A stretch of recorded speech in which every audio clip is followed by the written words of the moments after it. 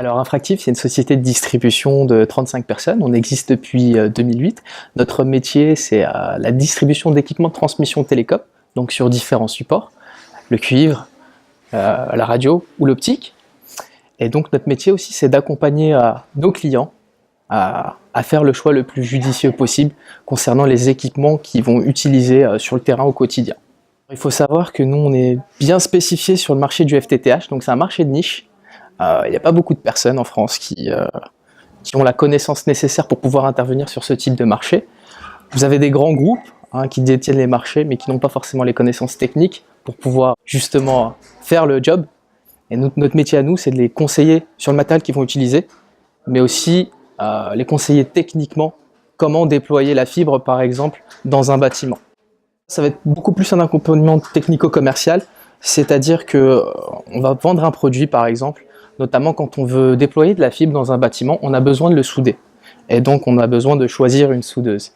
Et en fonction de telle ou telle soudeuse, les budgets peuvent varier. Il y a une soudeuse qui va vous coûter, je ne sais pas, par exemple 3 000 € et une autre 6 000 €. Moi, aujourd'hui, par exemple, quand je me présente à un client, j'ai besoin de connaître son activité, la connaître très bien pour pouvoir le conseiller. Et faire avec lui le choix, ça peut aller du simple au double. Et donc, c'est dans ces conseils-là qu'on peut apporter au client une plus-value, mais bien plus loin que ça. C'est-à-dire que même dans son déploiement technique, étant donné qu'on fait partie des associations comme le Credo ou Objectif Fibre, on a la technicité nécessaire pour pouvoir les aider, leur faire comprendre comment déployer un réseau fibre optique, techniquement et concrètement sur le terrain. On peut le faire aussi. Donc on accompagne nos clients, que ce soit pour une prise en main d'une machine qui est vendue, ou même pour faire du recettage de fibre optique. Parce qu'on construit le réseau, mais c'est important de faire le cahier de recettes pour justement mettre en activité le réseau.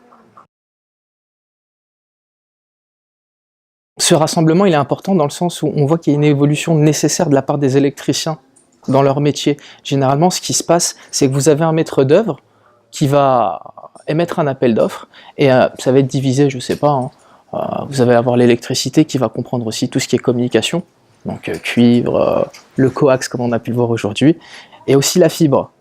Et généralement, c'est quelque chose d'assez sombre pour les électriciens, la fibre. Et aujourd'hui, nous, c'était le but de cette rencontre, c'était de démystifier la fibre et surtout de leur montrer que c'est très simple. Il faut quand même être formé, il y a des bonnes pratiques et qu'il y a des gens, donc que ce soit les distributeurs ou des formateurs comme Formapelec, qui peuvent les accompagner justement dans le petit changement de leur métier. Parce que finalement, ça reste la même chose, sauf que c'est un média différent.